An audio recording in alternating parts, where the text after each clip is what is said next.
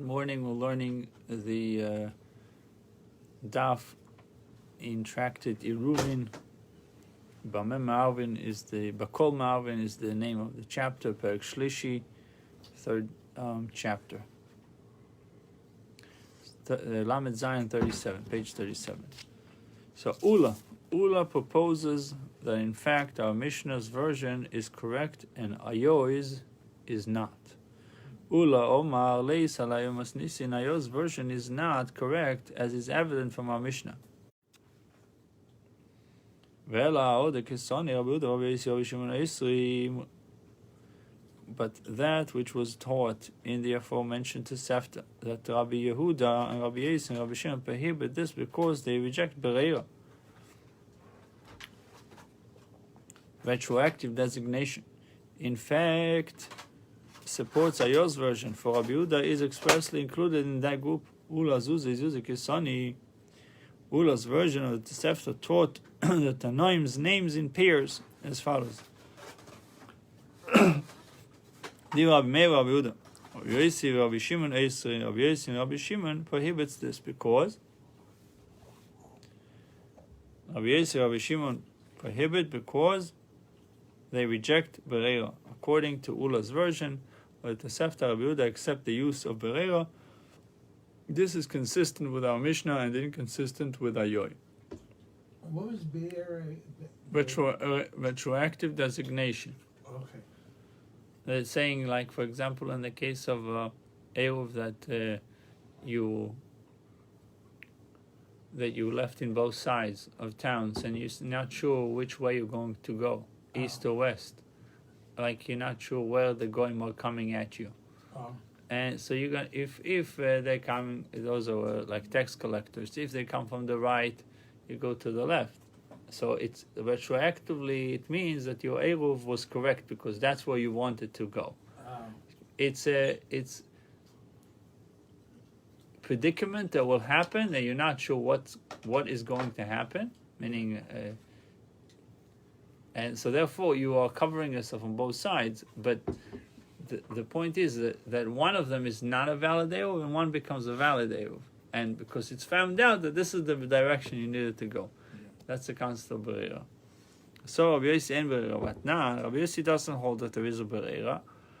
Rabbi Yossi, for example, two women who are bringing pigeon offerings and purchase their nest jointly, without designating which nest belongs to which woman. Or they purchase money to their nest to the Kohen, without designating which money belongs to which lady. I think we learned it in Zvachim. The Kohen may offer as oil or sacrifices whichever nest he wishes.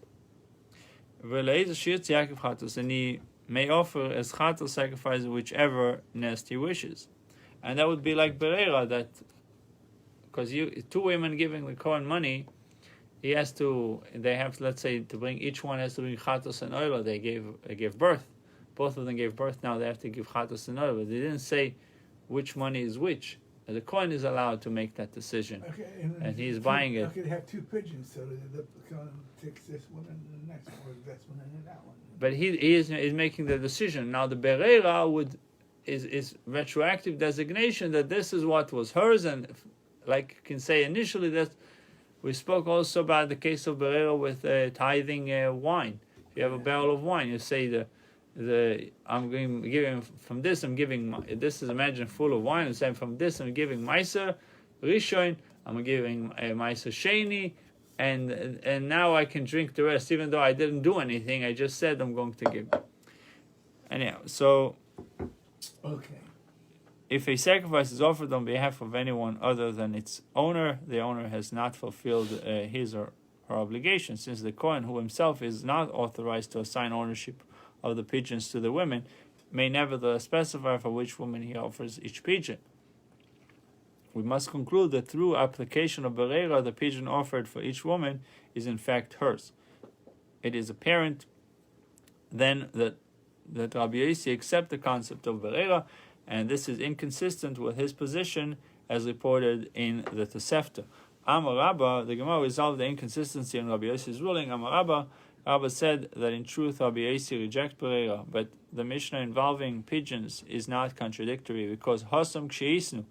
There, the women stipulated with each other that the Kohen should be empowered to determine the ownership of each pigeon. 37a2. In this case, Bereira is not necessary because no retroactive determination is made. Rather, neither women enjoys ownership of pigeons until the Kohen so designates. The Gemara questions this answer, if so, that determination of ownership rests solely with the Kohen by explicit agreement, thereby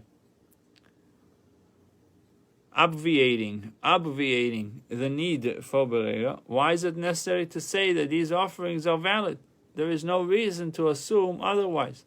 The Gemara answers, even though each nest is a separate entity, so that one might think each nest contains the full complement of sacrifices required for each woman, so that the Kohen would not be able to take 2 oila or 2 chatas offering from one nest. The Mishnah therefore tells us that the halacha is like Rav Chisda, who taught otherwise. Rav Chisda said the pigeons in the nest may not be designated as oila or chatas offerings, ela iba lekichas beolim iba sias Kohen, only either through the owner's purchase of them, if he designated at that time which is an oila and which is chatas, iba sias Kohen, or through the Kohen's offering of the sacrifices. The Mishnah therefore teaches that the Kohen may choose 2 oila or 2 chatas offerings from one nest, so long as the owner did not designate otherwise at the time of purchase. The Gemara again questions whether Rabbi Yossi indeed rejects Bereira. And still, can you say that Rabbi Yossi holds that there is no concept of Bereira Vatanya? It was taught in the Baisam, a common person who said to a Chaver, who was going to purchase produce, buy for me 1 bundle of vegetables or a loaf of bread. The Chaver subsequently purchased produce for himself, and the common person, without specifying with which produce was his and which belonged to the common person. When the Chaver subsequently gives the common person some of that produce, he does not need to separate Meiser from the portion he gives away. These are the words of Rabbi Yossi. But the sages say that the Chaver must separate Meiser. We see from here that Rabbi Yossi accepts the concept of Bereira contrary to the view ascribed to him earlier. The Gemara says Epuch reversed the ruling in this paita, so that the sages exempt the Chaver from separating Meiser, and Rabbi Yossi requires the Chaver to separate Meiser.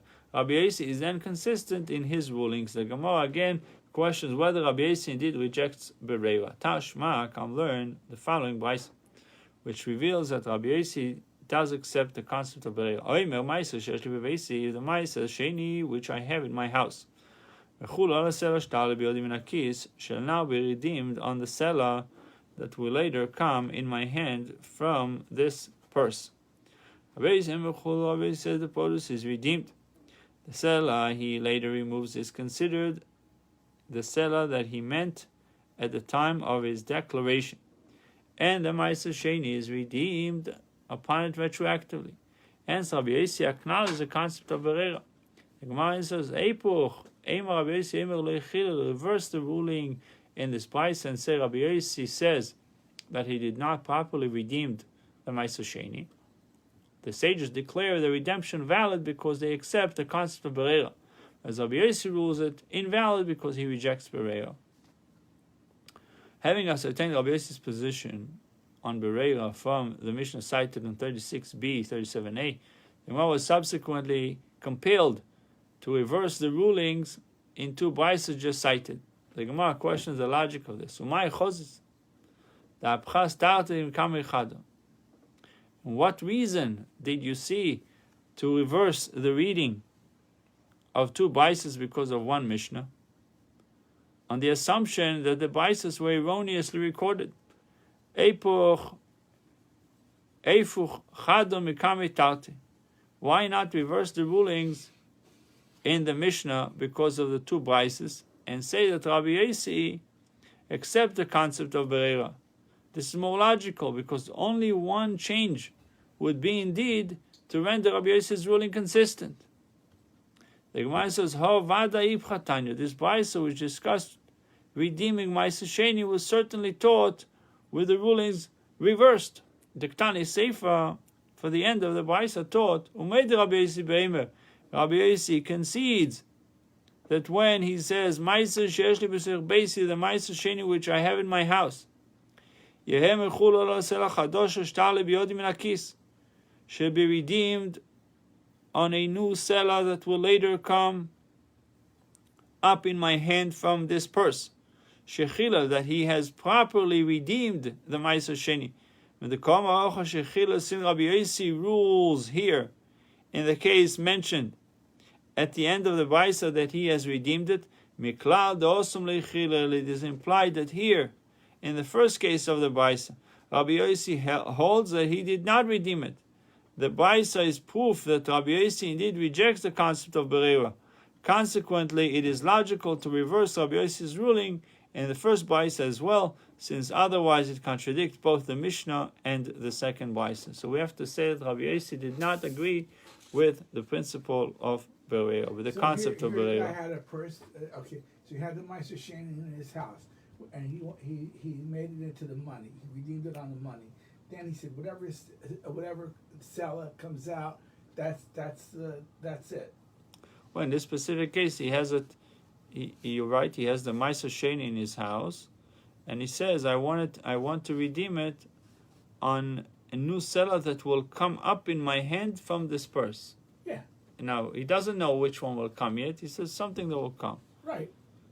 So look, if I say the next bill that comes out of my wallet is the Ma'aser Sheni. Right. So he doesn't know. I don't know. So what did Rabbi Yossi rule? That he has redeemed it. Yeah. And so what does that imply?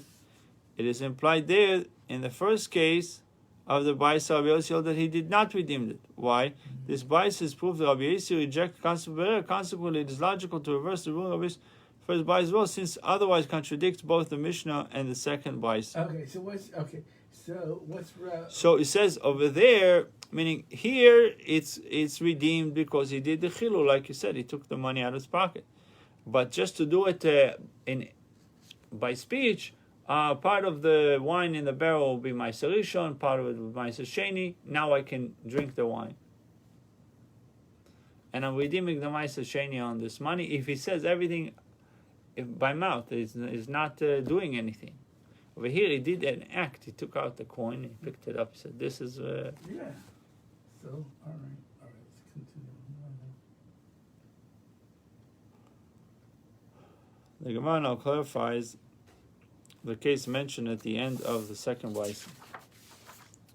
The new seller, what are the circumstances of this case like? If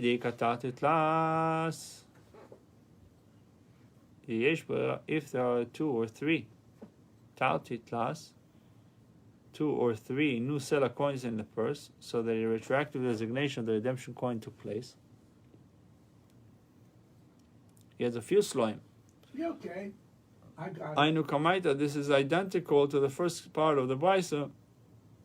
Why would Rabbi Yossi rule more leniently in this case? If you don't agree with Berera, it's not a clear designation over here. It's not redemption. Ela deleika ela dechad. So we have to say there is only one seller in this purse. Ma'itale. So why does he use the word a new seller that will come up in my hand? Right. If there's only one coin. Right. The redemption is valid even while the coin rests in the purse and no later clarification is needed. Well, it says, so only because they use it. They use the terminology tale in the Reisha, so they're using the same terminology in Sefer. Who is the Tana quoted in the following Baita that does not accept the concept of Berera? Even with regard to rabbinical law, The Tanya, if one said to 5 people, I'm making an Eruv for whomever of you that I shall later choose. The one I have chosen will be permitted to go beyond the Tchum. The one I have not chosen will not be permitted to go beyond the Tchum.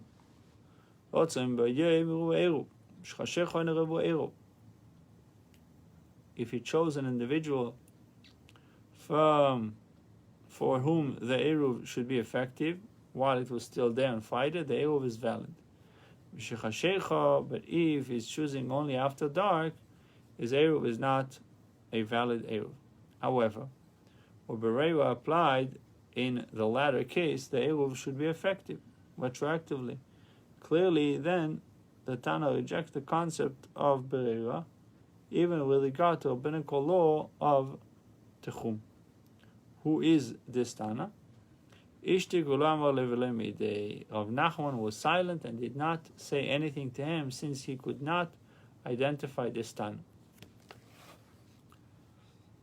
So it's an interesting case. He basically does not reveal who the person that he meant to, for whom did he do the Eruv, only at nighttime. Are we still on the one where one is on the east and one is on the west, or is this a different case? No, that's a case where one said to 5 people, I'm making an Eruv from whom of you that I shall later choose. So if he chose during Friday, while it was still Friday, that's a good Eruv. But if he chose after Shabbos, it says that it's not a good Eruv. Mm-hmm. Why don't we apply the law of Bereira, a retroactive designation? Yeah. Maybe it was Ayo, the school of Ayo, who quoted Rabbi Yehuda, was also rejecting the concept of Bereira in regard to rabbinical law of Techum. Rav Nachman had not heard Ayo's version of Rabbi Yehuda's opinion. However, cites a Brisa, which the Tana who rejects Bereira even in matters of rabbinical law is identified. Have you removed all the Tanoim from the world so you cannot identify Tanoim who discuss the issue of Bereira with regard to rabbinical law? Tanoi, it's already Machlekes Tanoim, it's a dispute among Tanoim. The Tanya Arini Marav L'Shabos Kol Hashono. If a person says, I hereby make the Eruv for the Shabbosis of the entire year. Okay? Rotzisi Eilech. For any particular Shabbos, if I choose the Eruv to be effective, I shall go 4,000 ames in the direction of the Eruv and none in the opposite direction. Lo rotzisi, lo Eilech. And if for any particular Shabbos I do not choose the Eruv to be effective, I will not go more than 2,000 ames in the direction of the Eruv, so that I will be able to go 2,000 ames in the opposite direction as well. So the guy makes a permanent Eruv for every Shabbos, just in case he would want to walk. That's the case now. If I want, I shall go. If I don't want, I will not go.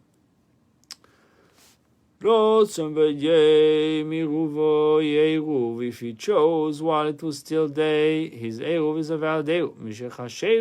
Where if he made his choice after dark, after the Shabbos already begun, Rabbi Shimon says that his Eruv is a valid Eruv, because it takes effect retroactively through Bereira. And the sage says his Eruv is not a valid Eruv because it had not been in effect at the moment the Shabbos begun. Okay, look. Let's say you got a... The sages reject the concept of Bereira, which would allow the Eruv to take effect retroactively. We have identified the Tana, the sages, who argue with Rabbi Shimon, who rejects the concept of Bereira, even in matters of rabbinical law, such as Eruv Tchum. Okay, so over here, 2,000 amas out this way, you made yourself a little store, 2,000. No, why are you going back to that case? We moved on from it. You got a permanent store over there, you say, okay, here, I got all the food there, and it's in a shed, and I got it in I have the key, whatever, it doesn't matter. I said, oh, if I want to go, I'm going to go. If I'm not going to go, if I don't want to go, I'm not going to go. So. Yeah, but you're saying it every Shabbos. You're saying this is a permanent Eruv. Yeah, so what's the problem? So if you decide on Shabbos, suddenly that you want to go, there's a question. If we accept the concept of Berera, then it's kosher. If we don't accept, there's no retroactive. It's either, if it has to be... So you have to decide before Shabbos? Before Shabbos, unless you accept the concept of Berera. If you accept the concept of Berera, I mean that retroactively, that's what you really want to do before Shabbos. Even if you didn't want to do it before Shabbos. You want sure before Shabbos if you're going.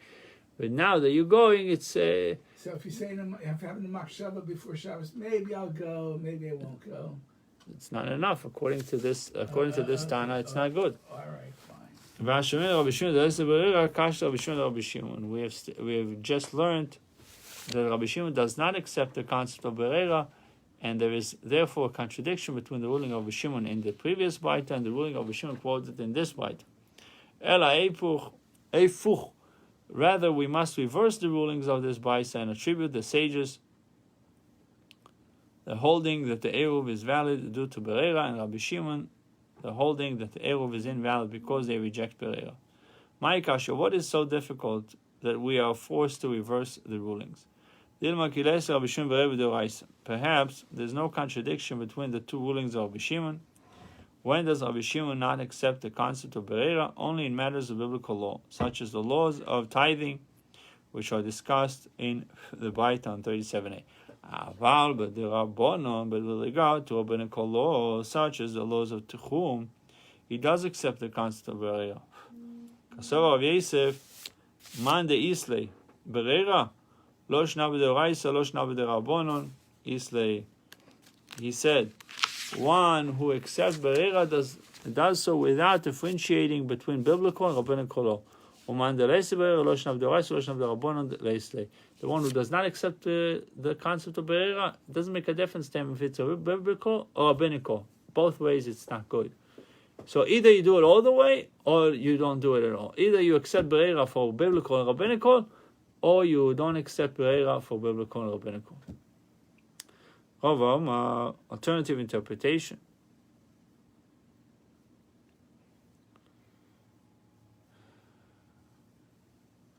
Disparate rulings, one which does not necessitate reversing the rulings in the Baisa. It is different there. Require one to separate a first teruma whose remaining portions are distinguishable at the time of his declaration. Two pomegranates which are tevel were before him. Okay. And he said,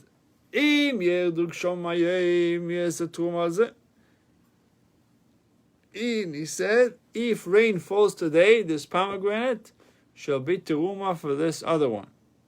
And if rain does not fall today, this other pomegranate shall be teruma for this one. Okay, guys, bored.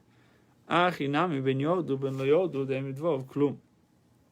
you say that here, even according to those who accept Berera, whether rain falls or does not fall, his words are not effective, since at the time of his declaration, the Tuma is not distinguishable from the remaining portions. And if you say that indeed it is so, that in this case his declaration is ineffective. We have learned in a Mishnah, if one said the Tuma of these piles and its Meiser portions, I hereby designated within the pile's midst, Utumas Meiser,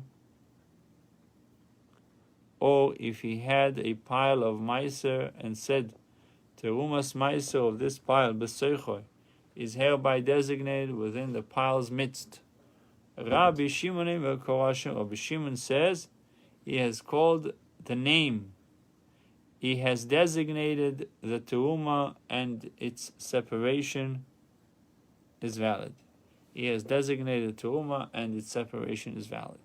The Mishnah establishes that teruma can be designated even when the teruma is not distinguishable from the remaining portions.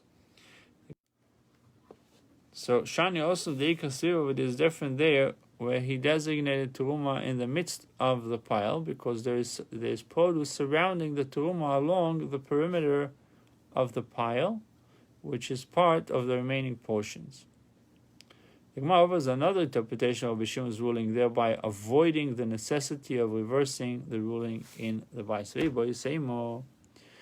Ksoni Taimo Omul Rabbi Meir Yato Meidashi Miboka Noid Venim to the Shlitvol Mafrea Omar Lo Nechshi Boka. And if you prefer, say that Rabbi Shimon actually does accept Bereira in accordance with the view ascribed to him in the Baisa which discusses Eruv. Still, this does not contradict his position concerning the wine bought from Kutins. He ruled that the conditional Teruma declaration was invalid for the reason taught in the end of the Baisa.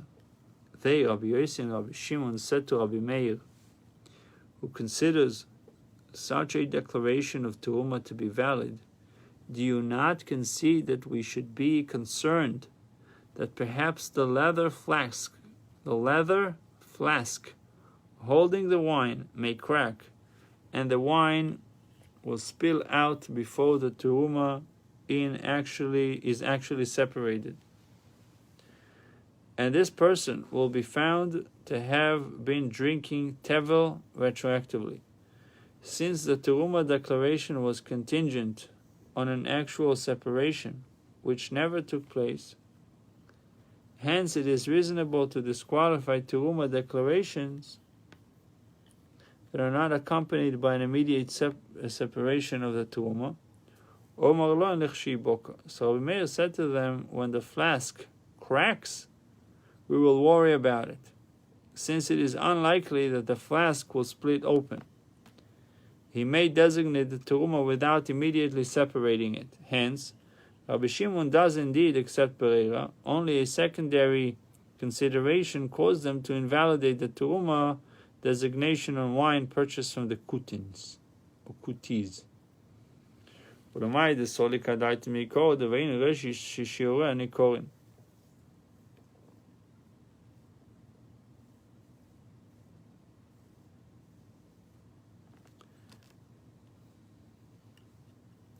According to what entered our minds originally, that Rabbi Shimon rules the teruma separation invalid because we require a first whose remaining portions are distinguishable. What did they say to Rabbi Meir? How is this possible? How is the possibility that the flask might split relevant to Rabbi Shimon's reasoning? According to our original answer, we must say that this is what they really said to him. According to us, the teruma separation is invalid because we require a first whose remaining portions are distinguishable. That you can say this is teruma. That's what it means. We require a first. It has to be distinguishable. But according to Rabbi Meir, who demurs on that point, what's demurs? He says no. Disagree with this point.